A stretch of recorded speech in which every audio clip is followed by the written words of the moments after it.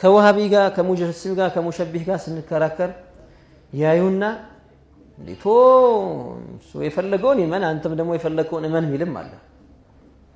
የፈለገውን እንዲያምን ፍቃድ አለው የለውም? አላህ አልፈቀደለትም።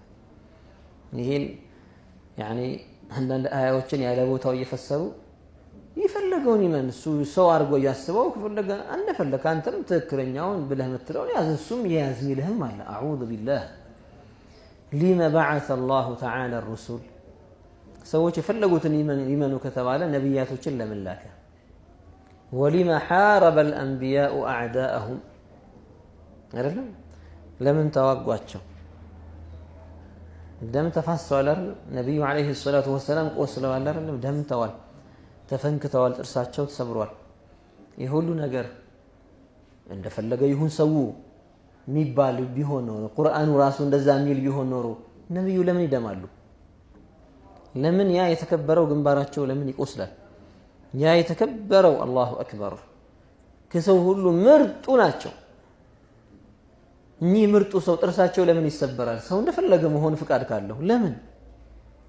አኪድ ስልጣን ፍለጋ አይደለም መቼም ሰው ወይ ደግሞ ሰው እንዲበዛላቸው ነው እንጂ አላህ አዟቸው ተውሂድን ሊያደርሱ ነው ماشي من الزين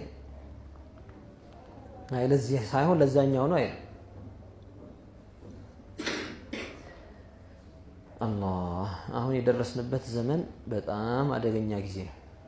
ያኒ የሰው ሐል ነው ዘመኑ ዘመን ነው፣ ግን ውስጡ ያሉ ሰዎች ሐል እጅግ አስቸጋሪ በጣም خطير የሆነ ጊዜ ላይ ያለ ነው። ኩፍር በኢማን ስም ተዘይኖ ይመጣል ወልዒያዙ ቢላህ። ኩፍር የሆነ ነገር በኢስላም ስም አንዳንዶች ይሄን ጉዳይ ስላነሳ ነው አንዳንዶች ምን ይላሉ?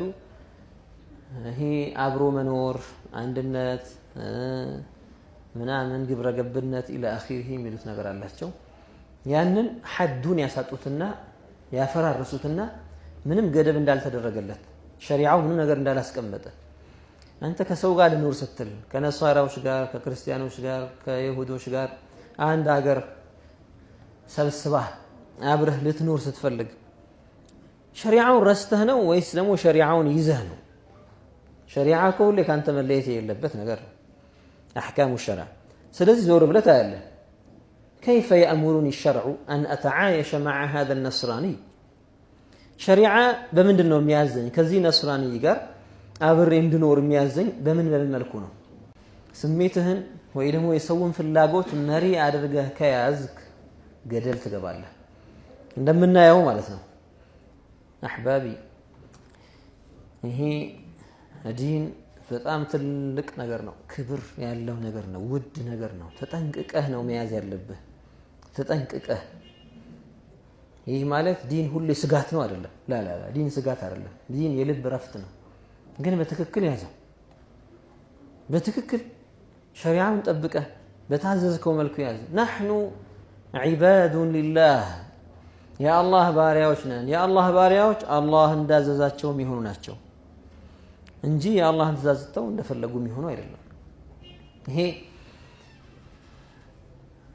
ሙዳሃና ወይ ደግሞ አብሮን ኑር እንደዚህ እንሆን የሚል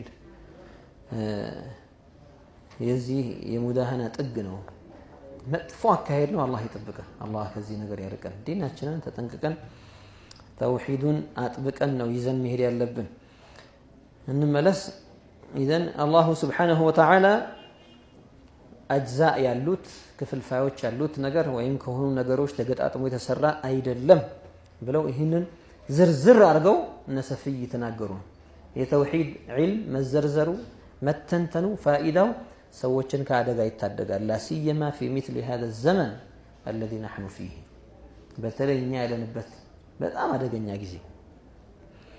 الشرح أنه تعالى ليس ذا عدد وكثرة الله سبحانه وتعالى ባለ ቁጥርና ባለ ብዛት አይደለም። يعني أن الله منزه عن الكمية ጌታችን سبحانه وتعالى ከመጠነ ልክ كم ይባል ነገር የጠራ ነው። لأن الكمية تقتضي التركيب ምክንያቱም كمية የሚባለው ነገር መጠን የሚባለው ነገር ተርኪብን ያስይዛል። ከምን ነገር ተገጣጥሞ አይደለም። ባለፈው ደርስ ላይ እንዳነሳ ነው ተራራና ጠጠር ልዩነታቸው እኮ የተገጣጠሙበት እነሱ የተሰሩበት ክፍልፋዮች መብዛትና ማነስ ነው። ዓርሽና ዘራ ሁለቱም ልዩነታቸው ዓርሽ የተሰራበት አጅዛ ብዙ መሆኑ፣ ዘራ የተሰራችበት ትንሽ መሆኑ ነው። ስለዚህ ማንኛውም ከሚያ ያለው አነሰም በዛም ምንን ያስይዛል? የግድ ተርኪብን ያስከትላል። ሙረከብ ነው የሚል ነገር ያስይዛል። ከልመቃዲር ያኒ መጠነ ልኮች ሚቅዳር ኪሎ በለው ርዝመት ስፋት ወርድ በለው አው ተዓዱደ ከልአፍራድ ልሙተዓዲዳ ያኒ አላህ ለይሰ ሙተዓዲዳን ሲባል ሁለት ነገሮችን ነፍዩ ልከም ልሙተሲል ወነፍዩ ልከም ልሙንፈሲል የምንለው ነገር አለ። ዑለማኡ ተውሒድ አልከሙ ልሙተሲልና አልከሙ ልሙንፈሲል እነዚህን ሁለቱንም ነፊይ ማድረግ ነው ይሉታል። ማ ሁወ አልከሙ አልሙተሲል አልከም አልሙተሲል ሚሉት ነገር ይሄ የነሱ መግባቢያ ቋንቋቸው ነው። ምንድነው የሚፈልጉት ከዚህ ቃል? አልከሙ አልሙተሲል ማለት አላሁ ስብሓነሁ ወተዓላ ከሆኑ አጅዛዎች ተገጣጥሞ የተሰራ ነገር አይደለም። ለይሰ ሙተዓዲደን ስንል ይሄንን ይገልጻል ማለት ነው። ራሱ ከአጅዛዎች ተገጣጥሞ የተሰራ አይደለም የሚልን አንድ ማዕና ይሄ ነፍዩ ልከሚ አልሙተሲል የሚሉት ነው። ሁለተኛው ነፍዩ አልከሚ አልሙንፈሲል የሚሉት ደግሞ ምን ይፈልጉበታል? አው ተዓዱደ እዚህ ላይ ያለው ወይም አላሁ ተዓላ አንድ ሳይሆን 2 3 4 5 6 10 100 ከመሆን የጠራ ነው ማለት ነው። ያኒ አን የኩነ ዛቱን ሚስሉ ዛቲሂ ማለት ነው። እሱን የመሰለ ዛት ከሱ ሌላ 2 3